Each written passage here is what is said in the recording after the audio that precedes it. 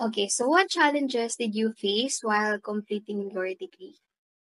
Challenges while completing your degree, college degree ba?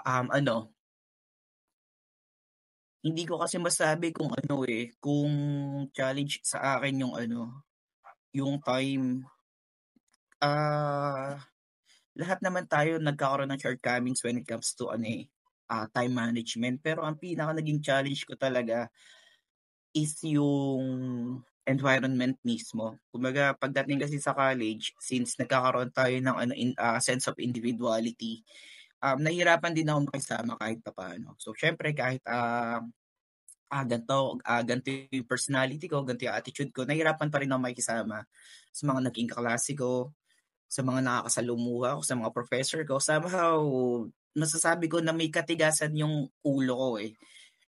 Hindi ko rin minsan nakokontrol yung attitude ko when it comes to something, lalo na kapag may pinoprove ako. Kumbaga, hindi ako nagpapatalo. Quote, hindi ako basta-basta nagpapatalo. Knowing na alam ko yung bagay, alam ko kung paano siya ipoprove, alam ko kung paano siya ipaglalaban, pero somehow kasi sumusobra ako eh, alam mo yun? Pumapangit yung attitude ko when it comes to something na alam ko sumusobra na ako. Napapansin ko rin naman yun, and then naging challenge siya sa akin in a way, parang naging out of control ako minsan. So, ayun, minsan nakikita ko yung sarili ko na, teka, hindi ikaw 'to. Kinakausap ko minsan yung sarili ko eh, hindi ikaw 'to. Kailangan mo mag-control, baka mawala ka or sigurado ka mawala kapag pinagpatuloy mo pa yan. So, may gano'n akong sense. Tapos ano pa ba, um, again challenges, napakaraming challenges eh. Siguro ang pinaka naging challenge ko na lang yung sarili kong attitude mismo. Kasi kahit yung mga professor ko nung college, alam niyo ba, Kenneth, masyado ka na nag-iiba ta's ginaganon nila ako talagang personalan ko. Pero siyempre for me, ano siya, tawag dito, hindi ko siya tini-take as negative, okey? Tinitingnan ko siya as something na, teka, kailangan ko rin magbago. 'Pag gano'n sinasabi ng mga professor ko, ng mga classmates ko, talagang nagto-tone down ako, nagla-lie low ako talagang to the, tawag dito, to the deepest point. Humihingi ako ng pasensya, nag-sorry ako sa bagay na alam kong sumobra.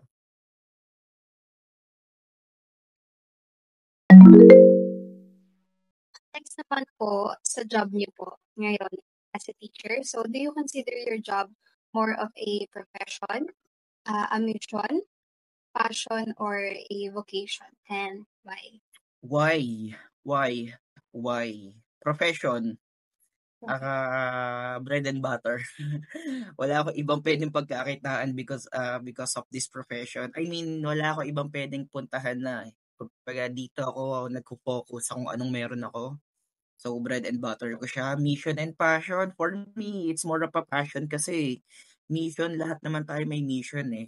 So, what if yung mission natin is hindi tayo passionate for that? So, for me, this is a passion. So, passion for learning, passion for teaching, passion for educating students, ayun. Why? I love, I love, I love educating someone. Alam niyo yun, yung gustong-gusto kong tinuturuan yung isang tao in a way na magkakaroon kami ng deeper connection. I mean, in a way, tawag dito, magkakaroon kami ng closeness in a way na mas magiging na kami madalas magkita or di madalas mag-usap. Mas maganda kasi yung gano'ng relationship. Kumbaga, um, yes, nandun na tayo sa student to teacher relationship, pero iba kasi kapag may deeper connection kayo. Actually, ang dami ko na naging estudyante na until now, meron pa rin akong deeper connection sa kanila. Kumbaga, every time na nagkakausap kami, parang kahapon lang kami, I mean, ang tagal namin hindi nagkita, pero napakarami naming napagkukuwentuhan and pag-uusapan madalas.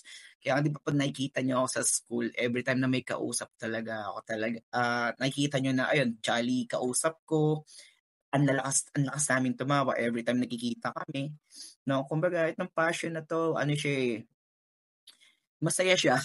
For me, masaya siya to the extent, um, napapangalagaan ko siya, hindi ko siya naaabuso. May mga professions kasi na talagang alam mo yun, na out control ka, naabuso mo siya. And then somehow nagkakaroon ng negativities kapag dumating ka sa puntong lumalagpas ka na, eh. So for me, inaalagaan ko lang 'tong passion na 'to. Lalo ko siyang ini-improve every time na may kailangan akong improve, of course.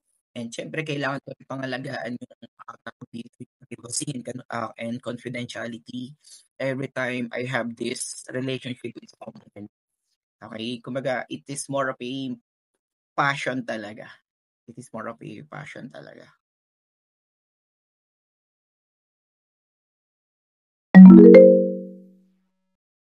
For the next question is, how do you balance professional responsibilities with personal fulfillment in this field?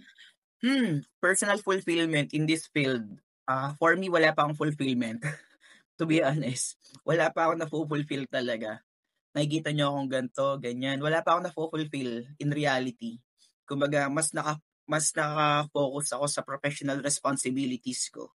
Mabigat kasi maging teacher sa totoo lang, kaya kapag naisip niyong mag-shift sa pagtuturo, masa-suggest ko, go lang pero hangga't maaari, kailangan niyong maging kailangan niyong maging responsible sa mga choices, of course, na kailangan ninyong ma-fulfill. Kasi, the question always is your personal goal, your personal fulfillment, eh. What if wala tayong or wala akong na-fulfill?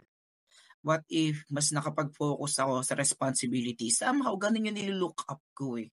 Kailangan ko mag-focus sa professional responsibilities ko. In the end, hindi naman ako yung nakakakita ng fulfillment ko, eh.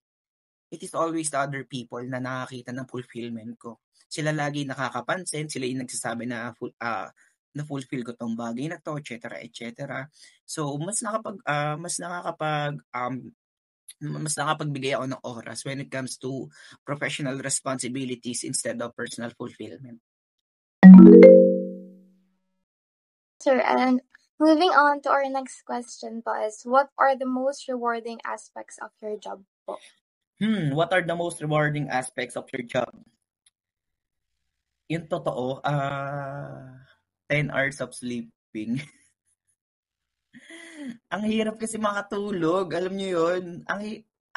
Alam niyo uwian ako, 'di ba, Manila to Cavite, Cavite to Manila. So with that kind of travel, masasabi ko na rewarding sa akin yung kapag may holiday or long weekend, nakakatulog ako ng 10 hours straight. Ang sarap sa pakiramdam, 'di ba? Excuse me. When it comes to rewarding aspect naman, siguro yung satisfaction na lang din ng estudyante when it comes to my teaching proper. Kumbaga kung paano kayo natututo from me, ayun, rewarding na sa akin 'yun. Yung tipong nagiging curious kayo sa mga bagay-bagay, tapos natututo kayo on your own because of my teaching proper. Ayun, rewarding na sa akin 'yun. And ano pa ba? Yung openness ninyo, yung mindedness ninyo sa isang bagay, sobrang rewarding na sa akin nun. Napakadami pa, pero mas nagko-focus kasi ako sa sa learning ng mga tinuturuan ko talaga. So, for me, rewarding yung mga ganun, natututo kayo, nagiging curious kayo, nagiging open kayo sa mga bagay-bagay, tapos kaya niyong gawin yung isang activity or isang bagay na alam ninyong magagamit niyo yung mga tinuro ko. Ayun, rewarding na sa akin yun.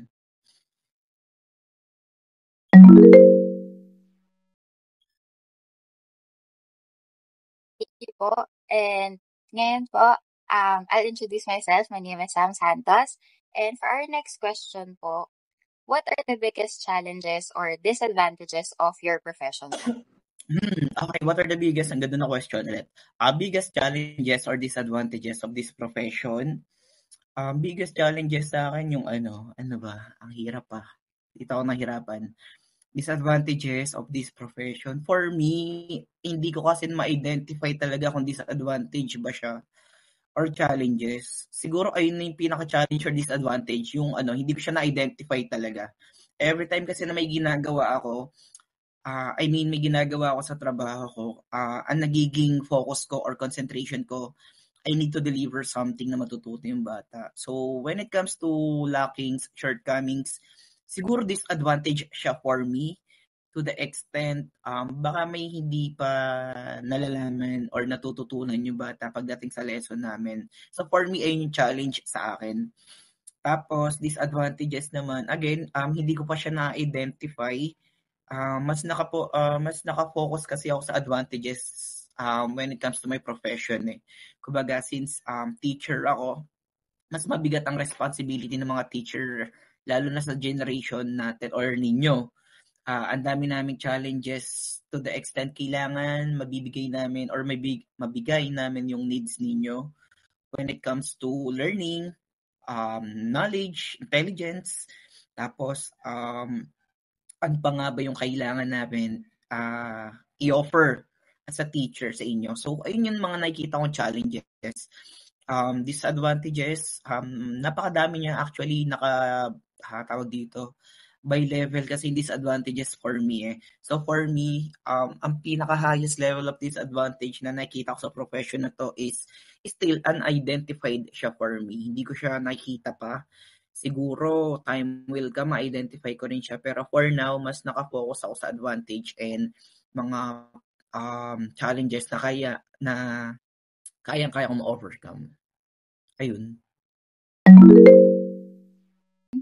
What skills or qualities should students develop if they want to pursue your career?